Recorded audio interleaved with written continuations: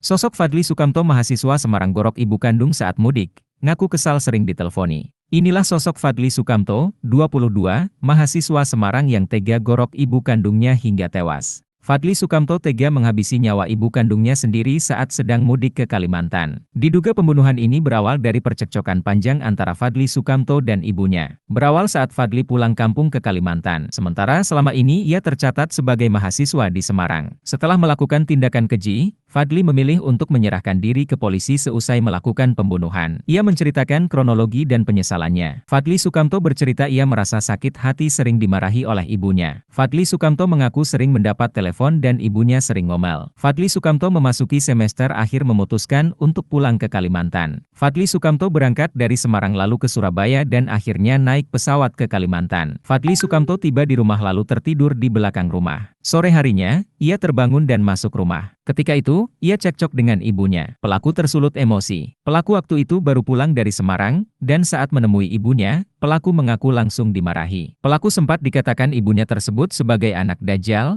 Otakmu dipakai enggak? Jangan panggil aku mama, terang Kapolres Kota Waringin Barat, AKBP Bayu Wicaksono. Menurut AKBP Bayu, kejadian pembunuhan tersebut terjadi pada hari Minggu, 19 November 2023. Sekitar pukul 16.30 waktu Indonesia Barat. Korban diketahui bernama Wati, 47, warga Jalan A, Yani KM 40, Desa Pandusan Jaya, Kecamatan Pangkalan Lada, Kabupaten Kota Waringin Barat, Kobar, Kalimantan Tengah. Fadly Sukamto menemui ibunya yang sedang di kamar seusai sholat Asyar. Pelaku kemudian duduk di samping kiri korban yang saat itu duduk di tepi ranjang sambil memainkan ponselnya. Saat melihat pelaku, korban kembali marah-marah. Bahkan sampai menyebut pelaku sebagai anak dajjal, terang Bayu. Mendengar ucapan ibunya itu, Fadly Sukamto langsung memukul ibunya hingga korban terjatuh ke lantai. Melihat korban terjatuh dan berusaha bangun, pelaku kemudian mengambil sebuah setrika listrik yang ada di dalam kamar, dan kembali menghantamkan setrika tersebut ke bagian belakang kepala korban, hingga korban kembali jatuh terjerambab di lantai. Tak hanya itu, Fadly Sukamto mengambil pisau dan langsung menggorok leher ibunya sebanyak 3 kali, hingga korban pun akhirnya tewas. Pelaku kemudian pergi meninggalkan korban. Kasus ini baru terungkap keesokan harinya,